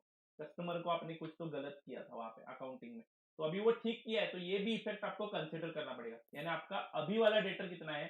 23,390 minus 270। I hope you are getting it. Debit balance को अगर आप क्रेडिट करते हो तो बैलेंस नीचे आ जाता है। Is it right? हाँ, तो आपका कस्टमर का खाता अभी कम, कस्टमर नहीं, ट्रेड रिसीवेबल का बैलेंस कम हो जाएगा। 20,390 नहीं है, इसमें से 270 कट जाएंगे। और ये बैड डेब्ट भी अभी आपने राइट ऑफ किए, अभी अभी आपने एंट्री पास की, इसमें भी कस्टमर का खाता आपने क्रेडिट कर दिया। देखो, तो आपका कस्टमर का बैलेंस चेंज हो जाएगा और उस पर आपको कितने का प्रोविजन करना है? 10% का प्रोविजन करना है। अब प्रोविजन क्या है वो बातचीत करेंगे हम लोग, पहले डेटर्स का रिवाइज बैलेंस निकालते हैं बच्चों। तो आ जाओ, एक वर्किंग नोट के लिए मैंने आपको कुछ जगह छोड़ने के लिए बोली थी, राइट? तो वहां पे आ जाओ, वर्किंग नोट का नाम लिखो, trade receivable as per books 23,390। तो फटाफट ये वर्किंग नोट पहले लिख लो। डिडक्शन वाइड आइटम 4 270 रुपीज, बराबर है बच्चों? तो 270 रुपए से डेटर्स क्रेडिट हुए हैं और आपने बैड डेब्ट भी राइट ऑफ किए हैं 1560 के, करेक्ट है? तो ये दोनों आइटम्स की टोटल होती है 1830 से आपका डेटर का बैलेंस कम होगा। और ये रहा आपका रिवाइज डेट, ये रहा आपका रिवाइज डेटर। आई होप बच्चों आपको ये सब समझ में आ रहा है। ठीक है, प्रोविजन की बातचीत करेंगे, चिंता मत करो। प्रोविजन मतलब क्या है समझाता हूं मैं आपको।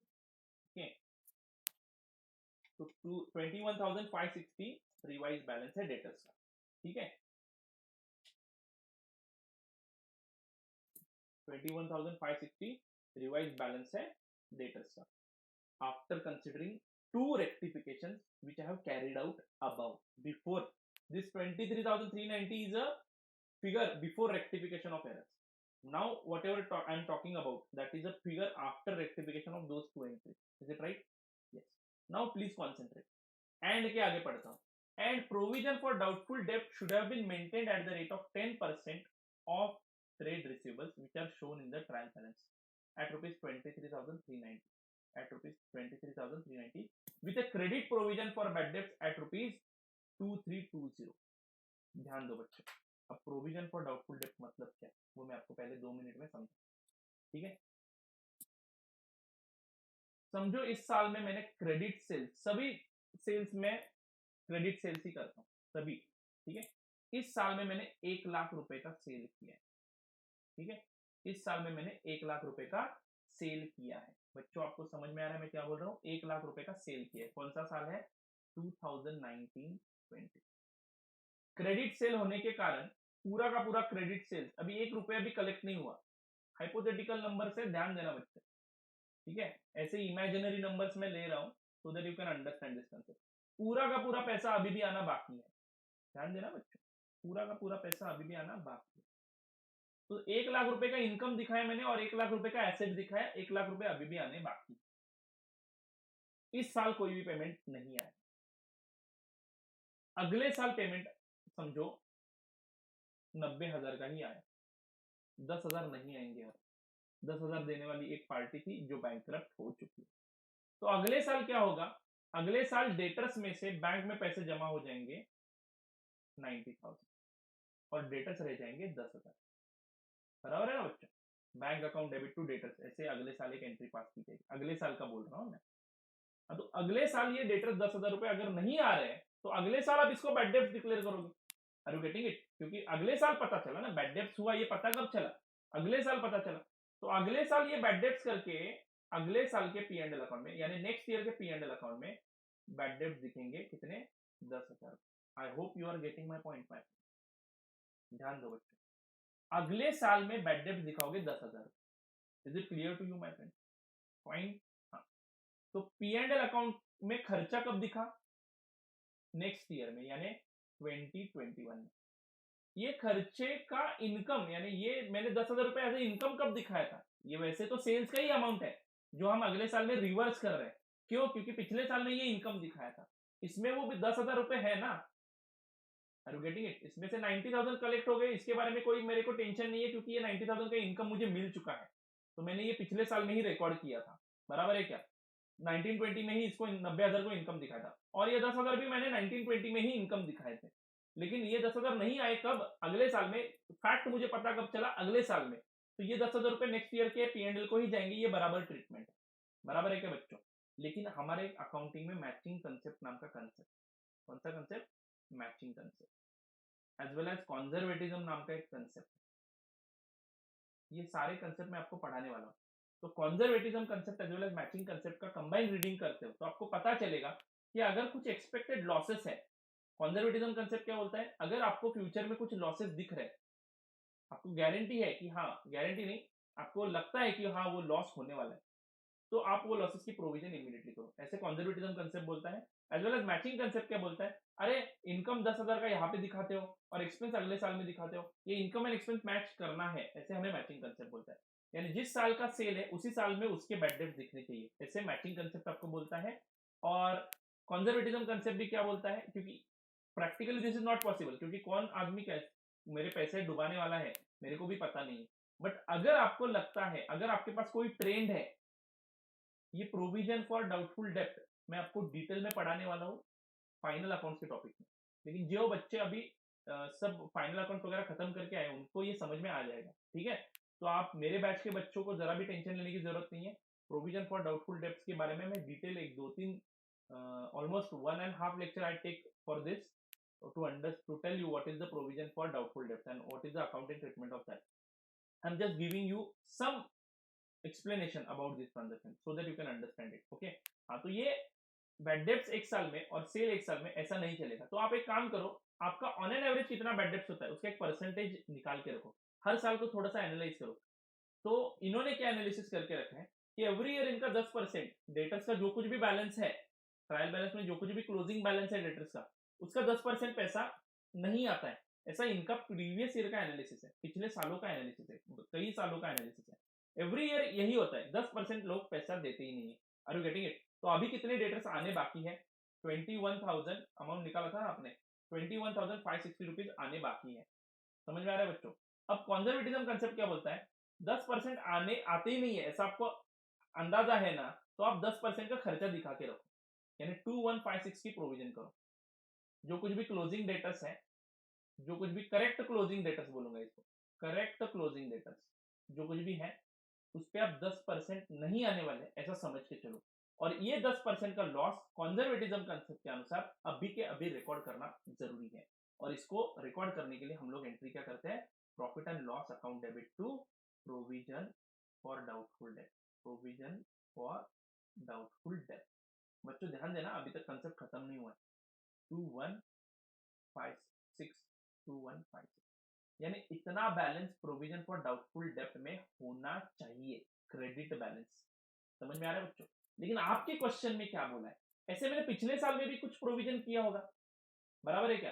तो पिछले साल में मैंने कितने का प्रोविजन करके रखा था, यहाँ पे दिया है देखो, मैंने ऑलरेडी 2320 का प्रोविजन करके रखा है बच्चों। मैंने already profit and loss account में से 23 कितना 2320 का प्रोविजन करके रखा है। देखो बच्चों यहाँ पे दिया है with credit provision for bad debts at ₹2320। तो बच्चों ऑलरेडी मैंने 2320 का प्रोविजन करके रखा है, तो मुझे कितने का प्रोविजन अभी करना पड़ेगा? बच्चों ध्यान देना, 2320 का प्रोविजन का बैलेंस ऑलरेडी है, मतलब आपने already profit and loss account से इतने पैसे पिछले साल ही निकाल के रखे थे, ठीक है? आपको इस साल प्रोविजन का बैलेंस रखना है 2156। तो बच्चों आपको एक्स्ट्रा प्रोविजन करने की जरूरत ही नहीं है। 2320 माइनस 2156, अगर देखते हो पूरा कंसेप्ट में जस्टिस नहीं दे पा रहा हूं क्योंकि ये रेक्टिफिकेशन ऑफ एरर्स है। ये concept this concept we are going to discuss in detail in which account, final account topic. बच्चों बिलीव मी, मेरे करंट बैच के स्टूडेंट को जरा भी डरने की जरूरत नहीं है। कुछ भी समझ में नहीं आया है, मार्क माय वर्ड बच्चों, after doing that you will be able to understand this. तो आप इसका टेंशन मत लो, ठीक है? फिर भी अभी ये पब्लिक वीडियोस कर रहा हूँ, इसलिए बाकी के बच्चों को जो पूरी तैयारी करके आए हैं फाइनल अकाउंट्स की वगैरह, उनके लिए ये कंसेप्ट समझ में आएगा, ठीक है? अगर आपको नहीं समझ में आया तो मेरा फाइनल अकाउंट्स का लेक्चर देखना, ठीक है? तो 2320 माइनस 2156, 164 से एक्सेस प्रोविजन है हमारे पास, यानी ऑलरेडी हमने जो एंट्री पास की थी पिछले साल, profit and loss account debit to provision for doubtful debts, 2320 से पास की थी। बट अभी उस अकाउंट में बैलेंस रखने की कितना बैलेंस रखने की जरूरत है? सिर्फ 2156 रखने की जरूरत है, क्योंकि हमारे डेटर्स में भी कम हुए होंगे। तो 164 का हमने एक्स्ट्रा बैलेंस जो प्रॉफिट एंड लॉस अकाउंट से निकाला है उसको अब रिवर्स करने की बारी आ चुकी है। तो provision for doubtful debts account debit to profit and loss account, यानी उल्टी एंट्री करनी पड़ेगी, प्रोविजन का बैलेंस कम करना पड़ेगा। प्रोविजन फॉर डाउटफुल डेब्ट में क्रेडिट बैलेंस कितने का है, मैं अकाउंट निकाल के दिखाता हूँ बच्चों। प्रोविजन फॉर डाउटफुल डेब्ट्स में प्रोविजन अकाउंट में by balance carried down, brought down sorry, 2320 का है। इसमें आपको कितने का बैलेंस रखना है? सिर्फ 2156 का बैलेंस रखना है। तो जब ये अकाउंट क्लोज किया जाएगा, जो बैलेंस रखना है वो 10% ऑफ क्लोजिंग डेटर्स है, 2156। तो यहाँ पे जो नंबर आएगा दैट इज 164, उसके सामने मैं simply P and L account लिखूंगा। तो एंट्री क्या बनेगी? प्रोविजन फॉर डाउटफुल डेब्ट account debit to P and L account. बच्चों आपको ये 12th में भी पढ़ाया है किस प्रकार से, आपको हमेशा ऐसे लिखवाया जाता था। देखो टू बैड डेब्ट कितने रुपए के? 1560। ध्यान देना बच्चों, टू बैड डेब्ट 1560, add new RDD 2156, 10% of closing return less old RDD 2320। तो बच्चों क्या हो रहा है जरा देखो, 1560 प्लस 2156 माइनस 2320, यानी पी एंड एल में आप 1396 लिखते थे, पी एंड एल में आप 1396 लिखते थे। अब बच्चों मुझे एक चीज बताओ, आपने पहली एंट्री कौन सी पास की? ये बैड डेब्ट्स वाली 1560, ये पी एंड एल में जाएगा कि नहीं? तो हमारा प्रेजेंटेशन कैसा है देखो, 1560 पी एंड एल के डेबिट में जाएगा, 1560 पी एंड एल के डेबिट में जाएगा। तो बच्चों 1560 रुपए पी एंड एल अकाउंट के डेबिट में जाएंगे टू बैड डेट 1560। और ये एंट्री जो मैंने अभी आपको बताई प्रोविजन को रिवर्स करने की 164 की, वो पी एंड एल के क्रेडिट में आएगी ना, by provision. How much? 164. 1560 minus 164. 1560 minus 164 यानी P&L डेबिट हुआ 1560 से एंड क्रेडिट हुआ 164 से, यानी नेट डेबिट अगर देखोगे तो it is 1396 which is matching with the above figure. 1396 which is matching with this figure which was your old presentation, but this presentation do not work in our CA course. The detailed discussion of this we are going to do in final accounts of A sole proprietor, वह जहां पे पूरा पूरा पूरा पढ़ना है, ठीक है। तो अगर आपको ये ट्रांजैक्शन नहीं समझ में आया तो भी चलेगा, जो लोग वहां वो टॉपिक पढ़ के आए हैं उनको इतना एक्सप्लेनेशन काफी है। तो मुझे सिर्फ ये एक ऑडिशनल एंट्री पास करनी है। मेरे करंट बैच के बच्चों को ये समझ में भी नहीं आता है तो इट्स ओके। हाँ, believe me guys, this I will explain in very detailed way. Okay, तो provision for doubtful debts account debit to profit and loss account, time being ये एंट्री लिख लो, टाइम बीइंग ये एंट्री लिख लो। और यहाँ पे आपको समझ में आना चाहिए कि डायरेक्टली प्रॉफिट को मैं क्रेडिट कर रहा हूँ कितने से, 164 से, तो मेरा प्रॉफिट बढ़ेगा 164 से। और बैड डेब्ट्स भी P&L अकाउंट को जाएंगे जो नॉमिनल अकाउंट है, तो वो मेरा प्रॉफिट कम करेंगे। तो bad debts will reduce my profit, provision reversal will increase my profit by 164। Is it clear? बाकी ये trade receivable account and provision account ये दोनों भी बैलेंस शीट के आइटम्स है। ये ट्रेड रिसीवेबल पर्सनल अकाउंट है और ये प्रोविजन फॉर डाउटफुल डेब्ट्स एक प्रोविजन है, it is neither personal not real, ठीक है। ये भी एक नॉमिनल अकाउंट का ही टाइप है लेकिन ये प्रोविजन है, ये प्रॉफिट को साइड में निकाल के रखते हैं हम लोग, ठीक है। पर्सनल अकाउंट में ये मर्ज हो जाती है बाद में, ठीक है। फाइन। सो बच्चों, I hope you are getting this little bit. अगर ये समझ में भी नहीं आया है तो मेरे पे भरोसा रख के चलो, टेंशन मत लो, ये हम आगे जाके करने वाले हैं, ठीक है। तो ये मार्क करके रखना ट्रांजैक्शन, ये बहुत ही इंपॉर्टेंट ट्रांजैक्शन, लेकिन बाद में आपको ये बहुत ही फालतू लगने वाला है, ठीक है। चलो आगे बढ़ता हूँ मैं। तो फिलहाल आपने मेरे तरह प्रेजेंटेशन करके हम लोग आगे बढ़े हैं, ठीक है। यहाँ पे सिर्फ एक जगह होगी थोड़ी सी, वहाँ पे सिर्फ आपको एक नोट लिखना है, bad debts will be debited in the P&L account, and ये नोट लिख के रखो so that you can relate my discussion. And ये नोट लिखना है, provision at the rate of 10%, that is 21,560 into 10%, 2156 का प्रोविजन आपको करना है इस साल के लिए। ऑलरेडी प्रोविजन में 2320 का बैलेंस है, तो 164 से एक्स्ट्रा ही बैलेंस है, तो वो रिवर्स करेंगे और वो P&L को भेजेंगे। जब आपने प्रोविजन किया था तब P&L account debit to provision for doubtful डेब्ट लिखा था, अब रिवर्स करना है तो प्रोविजन फॉर डाउटफुल डेब्ट टू P&L ऐसे एंट्री होगी। बच्चों समझ में आया? हाँ, तो रिवर्सल ऑफ प्रोविजन 164 से प्रॉफिट बढ़ाएगी, लेकिन bad debts debited to P&L 1560 से प्रॉफिट घटाएगी। तो इस ट्रांजैक्शन का नेट इफेक्ट क्या होगा, यहाँ पे लिखते हैं, bad debts will reduce the profit by 1560 and provision will increase the profit by rupees 164. Provision will increase the profit by rupees 164. ठीक से लिखो बच्चों, bad debts will reduce the profit by 1560 and provision will increase the profit. Provision will increase the profit. Sorry, provision is reduced, so profit will increase by 164. बराबर है यहाँ पे, ठीक है। आप ये कॉपी कर रहे हो ना, please copy it and let's move ahead. थोड़ा सा टाइम ज्यादा ले रहा हूँ, आज 1 घंटे से ज्यादा लेक्चर ले रहा हूँ, ठीक है। आगे बढ़ता हूँ बच्चों, अब बस बाकी सब सिंपल है question. Welcome to the CA course, but again don't be scared of this transaction.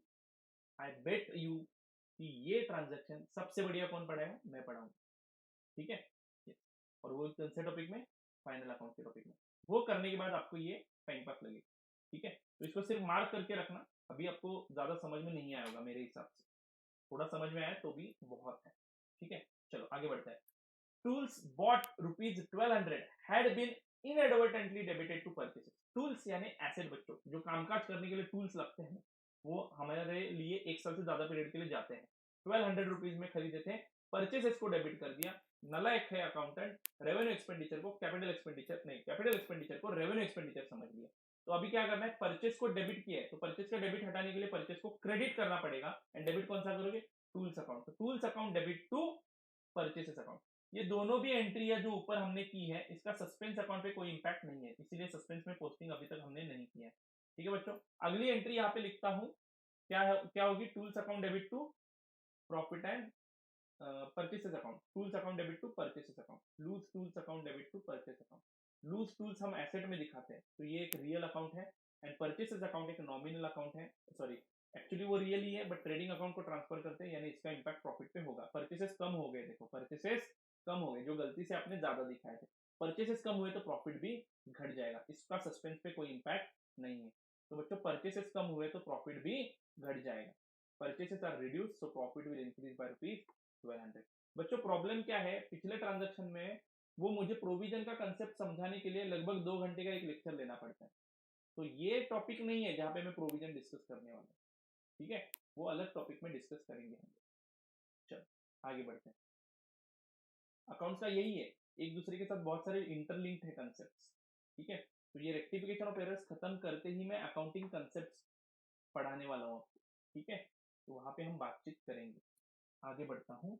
ये ट्रांजेक्शन खत्म हुआ, last transaction, the proprietor had withdrawn for personal use goods worth ₹1960। No entries had been made in the books. वाह वाह वाह, very good, अच्छी बात है कि एंट्री नहीं की, यानी डबल साइडेड एरर है, ओमिशन है, इनफैक्ट ओमिशन है। अच्छा रिकॉर्ड कर लेते हैं। अब जब हमने गुड्स खरीदे थे तब हमने एंट्री क्या पास की थी, बच्चों बोलो, जब हमने गुड्स खरीदे थे तब हमने एंट्री क्या पास की थी, purchase account debit to creditors. Credit पे खरीदे होंगे, समझ लो बच्चों, कितने रुपए के गुड्स हैं, 1960, 1960। अगर मैं बेचने के लिए खरीदता हूं तो मैं उसको परचेस बोलता हूं। समझ लो बिजनेस का लॉजिक, मैचिंग कंसेप्ट एक्चुअली इसके पीछे है, बट फिर भी मैं आपको आपकी भाषा में इजी लैंग्वेज में समझा रहा हूँ। अगर मैं कुछ गुड्स बेचने के लिए खरीदता हूँ तो मैं उसको परचेस बोलूंगा। ये मैंने बेचे ही नहीं गुड्स, ये मैंने पर्सनल यूज के लिए यूज किए। तो अभी आपको क्या करना पड़ेगा, ये परचेस अकाउंट से निकाल के ड्रॉइंग्स अकाउंट को ट्रांसफर करना पड़ेगा। तो drawings account debit to purchase account, this will be the entry of goods withdrawn for personal use. तो बच्चों ड्रॉइंग्स क्यों बोल रहा हूँ, क्योंकि मालिक ने खुद के यूज के लिए गुड्स यूज किए, ना ही ये बेचे नहीं है, ये बेचने के लिए अभी है ही नहीं हमारे पास, ये खुद कंज्यूम कर दिया मालिक ने खुद के पर्सनल यूज के लिए। तो हमें उसको एक्चुअली पहले ही वक्त ड्रॉइंग्स बोलना चाहिए था, लेकिन पहले हमें पता नहीं था ना, तो हमने एज अ परचेस उसको पहले रिकॉर्ड किया है। तो आप परचेस कम करो और ड्रॉइंग्स को डेबिट करो। तो you have understood it right, drawings account debit to purchases account. और इस एंट्री में भी आप देख सकते हो ड्रॉइंग एक पर्सनल अकाउंट है और परचेसेस एक रियल अकाउंट है, लेकिन जो ट्रेडिंग अकाउंट में जाता है और प्रॉफिट पे डायरेक्टली उसका इम्पैक्ट है। तो प्रॉफिट क्या हो जाएगा, परचेसेस कम हुए तो प्रॉफिट बढ़ जाएगा बच्चों। तो इसका भी एक्सप्लेनेशन लिखना है हमें, यहाँ पे आ जाओ, यहाँ पे भी लिख दो, purchases are reduce so profit will increase by 1960। I hope you do understand this and this is how last adjustment is also over, last transaction is also over. Now one part is pending, all the effects we have written here, बराबर है। हाँ तो one part is only pending, that is closing of this suspense account. Let's close it and check it out whether the difference is 20,570, and if it is so you can write here buy balance brought down. You have calculated the opening balance now. Opening balance was not given बच्चों, अगर वो दिया होता यहाँ पे, दिया है इन्होंने 20,570, बट डेबिट है या क्रेडिट ये नहीं बताया था। तो आप देख सकते हो वो कौन सा बैलेंस है, क्रेडिट साइड को ब्रॉट डाउन हो रहा है, मतलब वो क्रेडिट बैलेंस है, ठीक है बच्चों। तो क्रेडिट में फर्क पड़ रहा था, तो इतने सारे अकाउंट्स आपने क्रेडिट कर दिए थे, ये इतने अकाउंट्स को इकट्ठा करके ये बैलेंस आया था, समझ में आ रहा है क्या। तो इतने अकाउंट्स में गलतियां हुई थी आपकी, इतने अकाउंट्स क्रेडिट करने रह गए थे, उसके कारण आपका सस्पेंस अकाउंट क्रेडिट बैलेंस दिखा रहा था 20,570। I hope you have understood this question and I once again warn you, this is CA course बच्चों, ये धीरे धीरे करके आपको डिफिकल्टी लेवल बढ़ता जाएगा, लेकिन मैं आपको फिर से बता रहा हूँ कि ये पूरा कोर्स पढ़ने के बाद आपको एक दूसरे के साथ चीजें रिलेट हो जाएगी, और जब आप सेल्फ स्टडी करने के लिए बैठोगे तब आपको पता चलेगा कि भाई हाँ ये मुझे आता है, ठीक है। First time it is always difficult, second time it's easy, third time it's very easy, ठीक है बच्चों। तो ट्राई करते रहना है, और जो कुछ भी आपकी क्वेरीज है वो प्लीज पोस्ट करो ग्रुप में, मुझे फोन करो चलेगा, never mind about that. And if you like this video, please share with your friends so that they can also watch this and they can also understand this topic, ठीक है बच्चों। Yes, thank you very much, bye bye,